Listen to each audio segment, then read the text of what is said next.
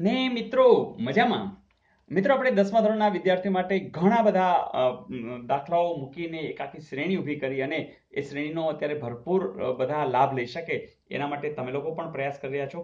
અને તમે પણ શોધી અને તમારા જે કોઈ સગા વાલા મિત્રો છે એને શોધી અને શેર કરી દો અને એને કંઈક તું આટલું જોઈ લે. મને લાગે છે કે એને ધાર્યા ને હોય એના કરતામાં સારા માર્ક્સ આવશે. તો મિત્રો આ તો આપણો એક પ્રયાસ હતો જ. ગયા વર્ષે પણ અમુક બોર્ડ લેવલે આપણા વિડીયો જોઈને નંબર લાવ્યા હતા અને એ કોઈ ટીચરે બનાસકાંઠા વિસ્તારના કોઈ ટીચરે પણ આપણને આ શેર કર્યું હતું. તો મિત્રો આવો આપણો એક કોઈને આંગળી ચીંધીએ, આપણે કોઈને હેલ્પ કરીએ. માત્ર એક નાનકડી વાતથી કોઈનું આખું લાઈફ. ઘણા વિદ્યાર્થીઓ ભણવાની પછી ફેલ થાય કે ઓછા માર્ક આવે તો છોડી દેતા હોય છે. તો એનું આખું લાઈફ પછી સ્પોઇલ થઈ જાય છે. તો આવો આપણી એક નાનકડી વાત કદાચ કોઈને આખા જીવનની અંદર મોટો બધો ચેન્જ લાવી શકે. તો મિત્રો આ આપણો એનડીસી પરિવારનો પ્રયાસ છે અને તમે લોકો પણ બહુ સરસ રીતે કામ કરી રહ્યા છો, બધાને જોડી જ રહ્યા છો. પણ ઘણા લોકોને માહિતી ન હોય તો માહિતી આપતા રહેજો, કારણ કે અન્ય વિષયોના પણ 10મા ધોરણના ઘણા બધી વાત છે. તો અત્યારથી એ સબસ્ક્રાઇબ કરી જોડાઈ જશે તો જરૂર ફાયદો થશે. તો મિત્રો પ્રશ્ન છે, કિરણની હાલની ઉંમર એ વર્ષ છે અને તેની માતાની હાલની ઉંમર બી વર્ષ છે.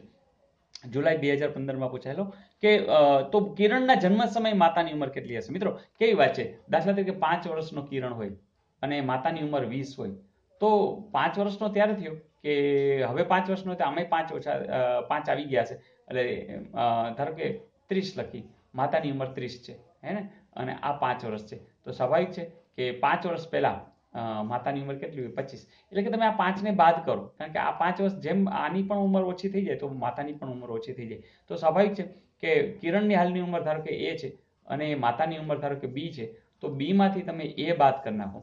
એટલી ઉંમર એના જન્મ સમયે હોય, કારણ કે કિરણના જન્મ સમયે એની ઉંમર 0 હોય. તો એટલે 5 વર્ષ તમારું ઓછું થવું પડે છે.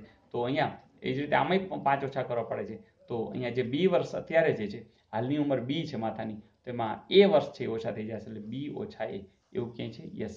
તો આ જવાબ. તો મિત્રો આ એક સમજણના રૂપમાં જ તમે લેશો એટલે તરત તમને જવાબ મળી જશે. Is it okay? જોઈએ નેક્સ્ટ. મિત્રો ત્રિઘાત બહુપદી આપી છે px બરાબર x3 ઓછા 4x નો આલેખ x અક્ષને. તો તમને ખ્યાલ છે ને, આમ x અક્ષ છે હોય એને આપણે y અક્ષ છે, તો આવી રીતના આમ જે આવતું હતું એવું. તો ત્રિ છે તો સ્વાભાવિક છે જવાબ આવશે 3. આમને ખબર પડે કે અહીં x કોમન આવે છે, x વર્ગ ઓછા 4 છે, ફરીથી x ઓછા 2, x વત્તા 2, 3 જવાબ આવે છે. x બરાબર 0, x બરાબર 2, x બરાબર ઓછા 2. તો આટલી જગ્યાએ એ x અક્ષને જે છે એ છેદશે. પણ મિત્રો ત્રિઘાત છે અને આના અવયવ પણ દેખાઈ રહ્યા છે, તો જવાબ ક્લિયર કટ છે. જોઈએ નેક્સ્ટ. ફરીથી મિત્રો આવો પણ પ્રશ્ન પૂછ્યો હતો કે -9 અને 9 એ જે દ્વિઘાત બહુપદીના શૂન્યો હોય તો તે દ્વિઘાત બહુપદી નીચેનામાંથી કઈ છે? મિત્રો સાવ સિમ્પલ જ છે, તમને આખી કલ્પનામાં જ દેખાઈ ગયું હશે. x ઓછા 9 x વત્તા 9 બરાબર 0. અને આનું પણ તમને ખબર છે, x નો વર્ગ ઓછા 9 નો વર્ગ બરાબર 0, એટલે કે x વર્ગ ઓછા 81 બરાબર 0. આવું કંઈક હશે જ. બરાબર 0 ન લખી તો પણ ચાલે, કારણ કે બહુપદીની વાત છે. તો વાત સિમ્પલ. તો મિત્રો આવી કંઈક વાત કે જે તમારા અનુભવના આધારે એક ચપટીમાં તમે ઉકેલ દેશો. મને લાગે છે આવતીકાલે કદાચ તમારે પેપર હશે તો તમે મોજથી 50માંથી 50નો ટાર્ગેટ રાખશો. અને વિડીયો હજી પણ ન જોયા હોય તો જરૂરથી જોઈ લેજો. તો જોઈએ મિત્રો આજનું હોમવર્ક. હોમવર્ક રેડી છે. 4 છે એ સમીકરણ આનું એક બીજ છે અને તમારે એ ની વેલ્યુ શોધવાની છે. મિત્રો તમને ખબર છે x ની 4 કિંમત મૂકીને ઝડપથી મળી જ જશે. આ પણ પૂછાયેલું. અને હા, લાસ્ટ આપેલું હોમવર્ક પણ જોઈ લઈએ.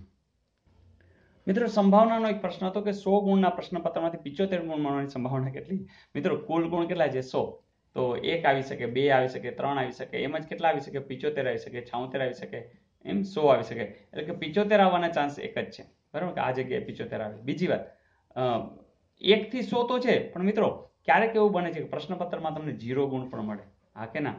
એટલે આપણે જે ટોટલ જે છે એ 100 નહીં પણ 101 છે એ ચોઈસ મળી રહી છે. તો જવાબ આ આવશે, 1/101. તો છે ને મસ્ત પ્રશ્ન. તો વાત આટલી જ છે કે 75 ગુણ મળવાની સંભાવના કેટલી છે? તો આટલા બધા વિકલ્પો, એને એક જ વિકલ્પ લેવાનો છે એટલે 101 છેદમાં આવશે. તો મજા આવી દોસ્તો. તો મિત્રો ઘણા બધા 10મા ધોરણની અંદર 12 લાખ વિદ્યાર્થીઓ છે. આવો થોડોક પ્રયાસ કરીએ કે કદાચ કોકને કંઈક ફાયદો થઈ જાય.